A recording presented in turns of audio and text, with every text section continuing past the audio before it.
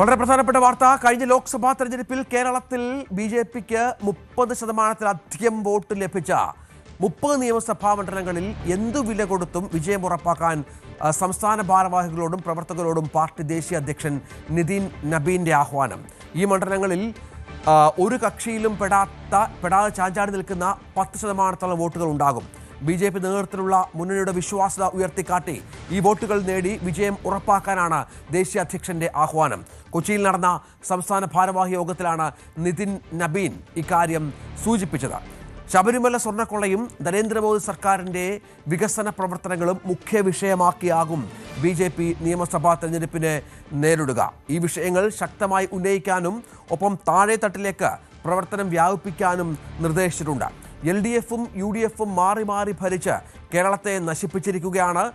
ഇത്തരം യോഗങ്ങൾ അഭിപ്രായപ്പെട്ടു. ഇരു മുന്നണികളുടെയും അഴിമതിയും പ്രീണനവും കൂടി തുറന്നു കാട്ടണമെന്നും നിതിൻ നബീൻ ആവശ്യപ്പെടുന്ന പശ്ചാത്തലമുണ്ട്.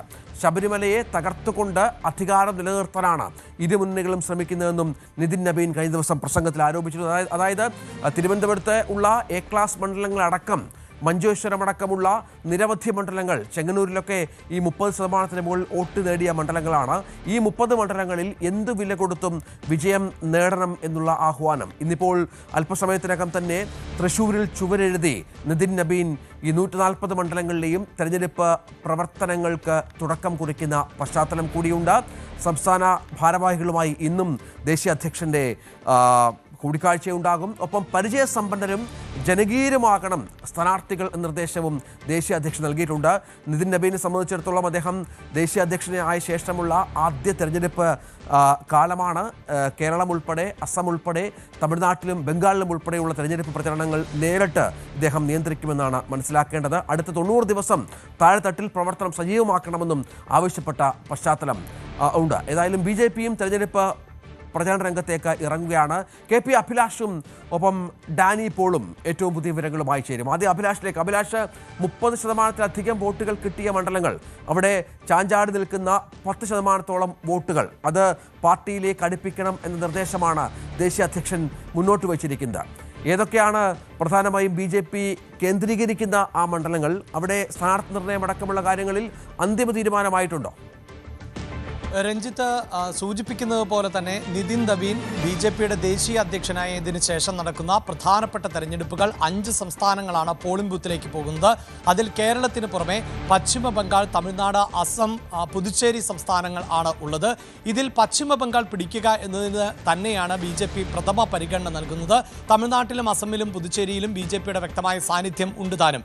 എന്നാൽ കേരളം ഇപ്പോഴും കൈപ്പിടിയിൽ ഒതുങ്ങാത്ത ഒരു പശ്ചാത്തലം ആണ് ഉള്ളത്. അതുകൊണ്ട് തന്നെ കേരളത്തിന് പ്രത്യേക ശ്രദ്ധയും ഊന്നലും നൽകിക്കൊണ്ടുള്ള തെരഞ്ഞെടുപ്പ് പ്രവർത്തനങ്ങൾക്കാണ് കേന്ദ്ര നേതൃത്വം തയ്യാറെടുക്കുന്നത് എന്നതാണ് കഴിഞ്ഞ ദിവസം ബി.ജെ.പിയുടെ മണ്ഡലം ഇൻചാർജ് ഉൾപ്പെടെയുള്ളവരുമായി കൂടിക്കാഴ്ച നടത്തിയ നിതിൻ നബീൻ പ്രത്യേകമായ ചില സ്ട്രാറ്റജികളും നിർദ്ദേശങ്ങളുമാണ് മുന്നോട്ട് വെച്ചിട്ടുള്ളത്. അതിലേറ്റവും എടുത്തു പറയേണ്ടത് ഉത്തരേന്ത്യൻ സംസ്ഥാനങ്ങളിലടക്കം ബി.ജെ.പി. നടപ്പിലാക്കുകയും വിജയിക്കുകയും ചെയ്ത പോളിസി എന്നതാണ്. അത് പ്രധാനമായും, അതായത് കരുത്തില്ലാത്ത സംസ്ഥാനത്ത് പോലും ഇത്തവണ അധികാരത്തിലേറും എന്ന പ്രതീതി സൃഷ്ടിക്കുക എന്നതാണ്. അതായത് ബി.ജെ.പി. വരാൻ പോകുന്ന ദിവസങ്ങളിൽ കേരളത്തിൽ നടത്താൻ പോകുന്ന തെരഞ്ഞെടുപ്പ് പ്രചാരണം കേരളം പിടിക്കും എന്ന ആശയത്തിൽ ഊന്നിക്കൊണ്ട് ഉള്ളതായിരിക്കും എന്നതാണ്. നമ്മൾ പലപ്പോഴും കണ്ടിട്ടുള്ളതാണ്. തെരഞ്ഞെടുപ്പ് പ്രചാരണങ്ങളിൽ നരേന്ദ്രമോദി അടക്കം പ്രസംഗങ്ങളിൽ ആവർത്തിക്കുന്ന ഒന്ന് ഇരട്ട എഞ്ചിനുകളാണ് സംസ്ഥാനത്തിൻ്റെ വികസനത്തിന് വേണ്ടത് എന്നതാണ്. അതായത് കേന്ദ്രത്തിൽ തുടർച്ചയായി ബി.ജെ.പി. അധികാരത്തിലിരിക്കുമ്പോൾ ഏതൊരു സംസ്ഥാനത്തും ബി.ജെ.പി. നേതൃത്വം നൽകുന്ന മുന്നണി കൂടി അധികാരത്തിൽ വന്നാൽ ആ സംസ്ഥാനത്തിന് വലിയ വികസനം നേടാനാകും എന്ന ഒരു സന്ദേശം ജനങ്ങൾക്കിടയിൽ പരത്തുക എന്നതിന് പ്രാമുഖ്യം നൽകണം എന്നതാണ് നിതിൻ നബീൻ നിർദ്ദേശിച്ചിട്ടുള്ള ഒന്നാമത്തെ കാര്യം. അതേസമയം തന്നെ കേരളത്തിൻ്റെ പ്രത്യേക സാഹചര്യത്തെ വിലയിരുത്തിക്കൊണ്ട് തന്നെയാണ് ഇതുമായി മുന്നോട്ട് പോകുന്നത്. അങ്ങനെ ഒരു സന്ദേശം നൽകുമ്പോൾ പോലും അധികാരത്തിലേക്ക് എത്തുക എന്നത് സാധ്യമല്ല എന്നത് ബി.ജെ.പി. നേതൃത്വം തിരിച്ചറിയുന്നുണ്ട്. അവിടെയാണ് രഞ്ജിത്ത് ഈ മണ്ഡലങ്ങൾ കേന്ദ്രീകരിക്കുക, മണ്ഡലങ്ങളിലെ പ്രവർത്തനങ്ങൾ ഇതര രാഷ്ട്രീയ പാർട്ടികളിൽ നിന്ന് വ്യത്യസ്തമായി മുന്നോട്ട് കൊണ്ടുപോവുക. അത് എടുത്തു പറയുന്നത് ഓരോ മണ്ഡലത്തിലെയും വോട്ടർമാരെ 4 കാറ്റഗറിയായി തിരിക്കുക എന്നതാണ്. അതിൽ ഒന്നാമത്തെ കാറ്റഗറി എന്നത് രാഷ്ട്രീയമായ ഏത് സാഹചര്യത്തിലും BJPക്കും NDAക്കും അനുകൂലമാകുന്ന വോട്ടുകൾ ലഭിക്കുന്നത്, അതിൻ്റെ ശതമാനക്കണക്ക് ആദ്യം തയ്യാറാക്കുക. അതായത് ഇപ്പോൾ തിരുവനന്തപുരം മണ്ഡലത്തിൽ എത്ര ശതമാനം വോട്ട് ഉറപ്പായും നമുക്ക് ലഭിക്കും എന്നതിൻ്റെ ഒരു ഡേറ്റ തയ്യാറാക്കുക.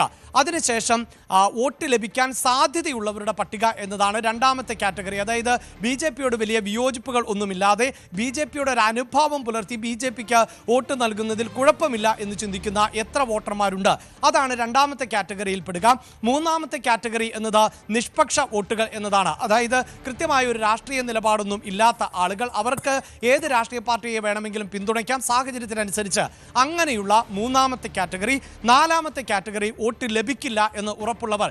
ഇങ്ങനെ 4 കാറ്റഗറിയായി വോട്ടർമാരെ തിരിച്ച് ഈ വോട്ടർമാരെ കേന്ദ്രീകരിച്ചുകൊണ്ടുള്ള പ്രവർത്തനമാണ് വേണ്ടത്. അതിൽ വോട്ട് ചെയ്യാൻ സാധ്യതയുള്ളവരുടെ വോട്ടുകൾ പൂർണ്ണമായും BJP പാളയത്തിലേക്ക് NDAയിലേക്ക് എത്തിക്കുക. അതായത് അഭിലാഷ്, ഈ പറഞ്ഞ 30 മണ്ഡലങ്ങൾ, 30% മുകളിൽ വോട്ട് നേടിയ 30 മണ്ഡലങ്ങൾ, ഈ 30 മണ്ഡലങ്ങൾ ഏതാണ്ട് സ്ഥാനാർത്ഥികളെയൊക്കെ തീരുമാനിച്ച് അവരോട് പ്രവർത്തിക്കാനൊക്കെ ആവശ്യപ്പെട്ടിട്ട് ചില ആഴ്ചകൾ കഴിഞ്ഞു എന്നാണ് മനസ്സിലാക്കേണ്ടത്.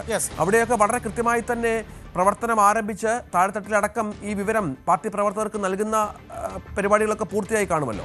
തീർച്ചയായും രഞ്ജിത്ത്, ഇവിടെ ചില മണ്ഡലങ്ങളിൽ ഇപ്പോൾ നമുക്കറിയാം നേമം മണ്ഡലം എന്നത് BJP ഏറ്റവും കൂടുതൽ വിജയപ്രതീക്ഷ പുലർത്തുന്ന മണ്ഡലമാണ്. അവിടെ രാജീവ് ചന്ദ്രശേഖരൻ എത്രയോ ദിവസങ്ങൾക്ക് മുമ്പ് തന്നെ സ്ഥാനാർത്ഥിത്വം പ്രഖ്യാപിച്ചതാണ്.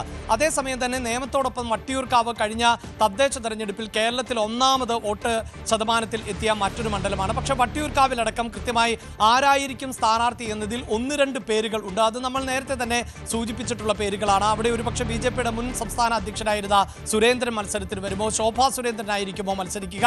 തുടക്കത്തിൽ ശ്രീലേഖയുടെ പേരുണ്ടായിരുന്നു, എന്നാൽ ഇപ്പോൾ ആ പേരിന് വലിയ പരിഗണന ലഭിക്കുന്നില്ല എന്നുള്ളതാണ്. അപ്പോൾ നിതിൻ നബീൻ നൽകിയിട്ടുള്ള നിർദ്ദേശം എന്നത് ഏതാണ്ട് 9 മണ്ഡലങ്ങൾ, അതിൽ നേമം, കാട്ടാക്കട, കഴക്കൂട്ടം, ചെങ്ങന്നൂർ, മലമ്പുഴ, കാസർഗോഡ്, മഞ്ചേശ്വരം എന്നിങ്ങനെയുള്ള മണ്ഡലങ്ങളാണ്. അതിലിപ്പോൾ മഞ്ചേശ്വരത്ത് ഏതാണ്ട് സുരേന്ദ്രൻ മത്സരിക്കുമെന്ന് ഉറപ്പിക്കുന്ന സാഹചര്യമാണ് ഉള്ളത്. അതോടൊപ്പം തന്നെ കാസർഗോഡ് മണ്ഡലത്തിൽ അശ്വിനി മത്സരിക്കുവാനുള്ള സാധ്യതയും വളരെ കൂടുതലാണ്. അവർ മണ്ഡലത്തിലൊക്കെ സജീവമാവുകയും ചെയ്തിട്ടുണ്ട്. ഈ 9 മണ്ഡലങ്ങൾക്കാണ് ഏറ്റവും കൂടുതൽ പ്രാധാന്യം നൽകുന്നത് എങ്കിൽ കോവളം, അതോടൊപ്പം തന്നെ പാറശാല, ചെറിയൻകീഴ്, കൊട്ടാരക്കര, പുതുക്കാട്, ഇരിങ്ങാലക്കുട, കൊടുങ്ങല്ലൂർ, നാട്ടിക, ഒറ്റപ്പാലം, പാലക്കാട്, മാവേലിക്കര ഈ മണ്ഡലങ്ങളിലും വലിയ തോതിൽ വോട്ട് ശതമാനം ഏതാണ്ട് 30%-ലധികം വോട്ട് ഉറപ്പിക്കാൻ പറ്റുമെന്ന കണക്കുകൂട്ടൽ ആണ് ഉള്ളത്.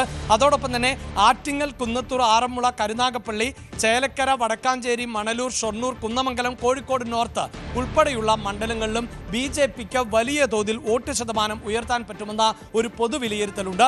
ഈ മണ്ഡലങ്ങളിലേക്കുള്ള സ്ഥാനാർത്ഥികളെ എത്രയും പെട്ടെന്ന് നിശ്ചയിക്കുക, അത് ഔദ്യോഗികമായി തന്നെ തീരുമാനമെടുത്ത, അതായത് ഏതൊരു രാഷ്ട്രീയ സാഹചര്യത്തിലും നമുക്കറിയാമല്ലോ രഞ്ജിത്ത്, പലപ്പോഴും ഈ സ്ഥാനാർത്ഥികൾ പ്രവർത്തനം ആരംഭിച്ച് ചുവരെഴുത്തുകൾ ആരംഭിച്ച ശേഷം പോലും സ്ഥാനാർത്ഥികളുടെ പേരുകളൊക്കെ മാറ്റുന്ന സാഹചര്യമുണ്ട്. അപ്പോൾ ഇത്തരം മണ്ഡലങ്ങളിൽ സഖ്യകക്ഷികളുമായി, പ്രത്യേകിച്ച് NDAയുടെ ഘടക കക്ഷികളുമായി ഏതെങ്കിലും തരത്തിൽ നീക്കുപോക്കുകൾ നടത്തേണ്ടതുണ്ടെങ്കിൽ അത് വേഗത്തിൽ പൂർത്തിയാക്കുക. അതിനുശേഷം ഈ മണ്ഡലങ്ങളിൽ 30 മണ്ഡലങ്ങളിൽ വളരെ പെട്ടെന്ന് സ്ഥാനാർത്ഥികളെ നിശ്ചയിച്ച് തെരഞ്ഞെടുപ്പ് പ്രചാരണത്തിലേക്ക് കടക്കണം. അങ്ങനെ കടക്കുമ്പോൾ കൃത്യമായി, അതായത് വോട്ട് ശതമാനം കുറയുകയോ വിജയപ്രതീക്ഷയുള്ള മണ്ഡലത്തിൽ വലിയ തോതിൽ തിരിച്ചടി നേരിടുകയോ ചെയ്താൽ ആ ഉത്തരവാദിത്തം ആർക്ക് എന്ന നിലയിൽ തന്നെ കൃത്യമായി പേരുകൾ അടക്കം നിർദ്ദേശിച്ചുകൊണ്ടുള്ള ഒരു തെരഞ്ഞെടുപ്പ് ക്യാമ്പയിനാണ് മുന്നോട്ട് പോകേണ്ടത് എന്ന് തീർച്ചയായും അതാണ് സാഹചര്യം. ഏതായാലും കഴിഞ്ഞ ലോക്സഭാ തെരഞ്ഞെടുപ്പിൽ കേരളത്തിൽ BJPക്ക് കിട്ടിയ 30% വോട്ടുകളുണ്ട്.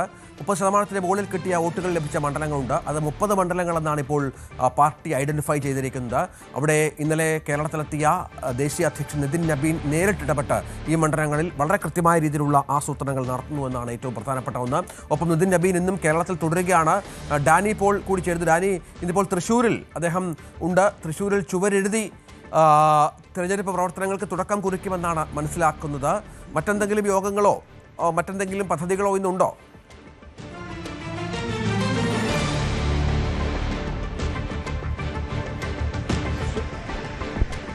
രഞ്ജിത്ത, ഇന്നലെ വിപുലമായ രീതിയിലുള്ള പരിപാടികളാണ് കൊച്ചിയിൽ നടന്നത്. ആദ്യമായി സംസ്ഥാനത്തേക്ക് ദേശീയ അധ്യക്ഷനായി തെരഞ്ഞെടുത്തതിന് ശേഷം അദ്ദേഹം എത്തുന്നു എന്നൊരു പ്രവർത്തകരിലുള്ള ഒരു വലിയ ആവേശം അത് ഈ ദിവസങ്ങളിലായി തുടരുന്ന 2 ദിവസങ്ങളിലായി തുടരുന്ന പര്യടന പരിപാടികൾ, സന്ദർശനങ്ങൾ, ഇതിൽ ഉടനീളം നിലനിർത്തുക എന്ന് തന്നെയാണ് ഇപ്പോൾ പ്രവർത്തകരുള്ളത്. ഇന്നലെ കൊച്ചിയിൽ ഇവിടെ ജില്ലാ അധ്യക്ഷന്മാർ, അതോടൊപ്പം തന്നെ സംസ്ഥാന ഭാരവാഹികൾ ഇവരുമെല്ലാമായിട്ട് ചേർന്ന് വിപുലമായ യോഗം നടത്തി. അതോടൊപ്പം തന്നെ കോർ കമ്മിറ്റി യോഗം ചേർന്നു. എൻ ഡി എമായിട്ടുള്ള ഒരു കോർ കമ്മിറ്റി യോഗം അത് വേറെയും ചേർന്നു. അങ്ങനെ വിപുലമായ പരിപാടികൾ, വലിയ രീതിയിലുള്ള വേഗത്തിലുള്ള മുന്നൊരുക്കങ്ങളിലേക്ക് അടക്കം നീങ്ങുന്നു. ഇതിൻ്റെ തുടർച്ചയെന്നോണമാണ് ഇന്ന് തൃശ്ശൂരിലേക്ക് അദ്ദേഹം എത്തുന്നത്. തൃശ്ശൂരിലും ഇതുപോലെ തന്നെ പരിപാടികൾ, തുടർച്ചയായുള്ളൊരു പരിപാടികൾ പങ്കെടുക്കുകയും ചെയ്യുന്നു. നമുക്കറിയാം, തൃശ്ശൂരെ സംബന്ധിച്ചിടത്തോളം BJPക്ക് വലിയ പ്രതീക്ഷ നൽകുന്ന ഇടങ്ങളിലൊന്നാണ്. അങ്ങനെയുള്ള ഒരു ഭൂമികയായിട്ട് അവരതിനെ കാണുകയും എല്ലാം തന്നെ ചെയ്യുന്നു. അവിടെ പ്രതീക്ഷകൾ അവർക്ക് കൂടുതലാണ്.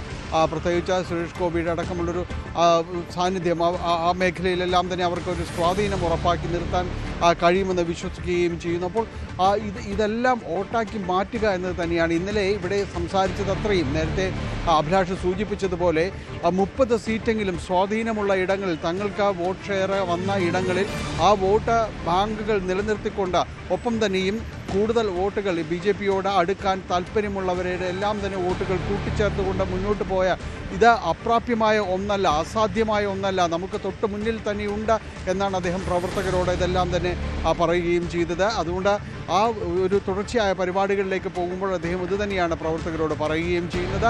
ഇന്ന് തൃശ്ശൂരിൽ വിവിധ പരിപാടികളിൽ അദ്ദേഹം പങ്കെടുക്കുകയും ചെയ്യും. ഇത്തരം ചുവരെഴുത്തുകൾ ഉൾപ്പെടെയുള്ള പരിപാടികൾ, പ്രചാരണ പരിപാടികൾക്ക് തുടക്കം കുറിക്കുന്ന, നന്ദി കുറിക്കുന്ന അടക്കമുള്ള പരിപാടികളും അവിടെ ആസൂത്രണം ചെയ്തിട്ടുണ്ട്. ഏതായാലും ഇങ്ങനെയൊരു തെരഞ്ഞെടുപ്പിൻ്റെ ഒരു ആവേശത്തിലേക്ക് പ്രവർത്തകരെ എത്തിക്കുക എന്നതാണ് അദ്ദേഹത്തിൻ്റെ ഒരു ഹ്രസ്വ സന്ദർശനം കൊണ്ട് തന്നെ ഉദ്ദേശിക്കുന്നത്. BJP സംസ്ഥാന അധ്യക്ഷനും മറ്റ് ഭാരവാഹികളും എല്ലാം തന്നെ അദ്ദേഹത്തെ അനുഗമിക്കുന്നു. ഇന്ന് രാവിലെ അവിടെ കാലടിയിലുള്ള ശൃംഗേരി മഠത്തിൽ അദ്ദേഹത്തിൻ്റെ സന്ദർശനം നടത്തുകയും ചെയ്തു. അവിടെ മാധ്യമങ്ങളോട് സംസാരിക്കുമ്പോഴും അദ്ദേഹം ഈ ശബരിമല സംബന്ധിയായ വിഷയങ്ങളിൽ ഇടത് വലത് പക്ഷങ്ങൾ അവർ രാഷ്ട്രീയം കളിക്കുകയാണ്, ഇത് കൃത്യമായി തങ്ങൾ തുറന്ന് കാണിക്കുകയും ചെയ്യുമെന്നെല്ലാം തന്നെ അദ്ദേഹം പറയുകയും ചെയ്തു.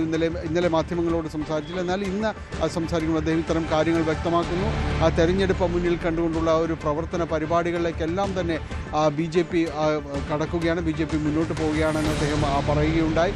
2 ദിന സന്ദർശനം കൊണ്ട് തന്നെ പ്രവർത്തകരിലേക്ക് ഒരു ആവേശം ജനിപ്പിക്കുന്ന രീതിയിലേക്ക് കടന്നു പോവുക എന്നത് തന്നെയാണ് അദ്ദേഹവും ഉദ്ദേശിക്കുന്നത്. ഏതായാലും എറണാകുളത്തെ സന്ദർശനം പൂർത്തിയാക്കി അദ്ദേഹം ഇപ്പോൾ തൃശ്ശൂരിലേക്ക് തിരിച്ചിരിക്കുകയാണ്.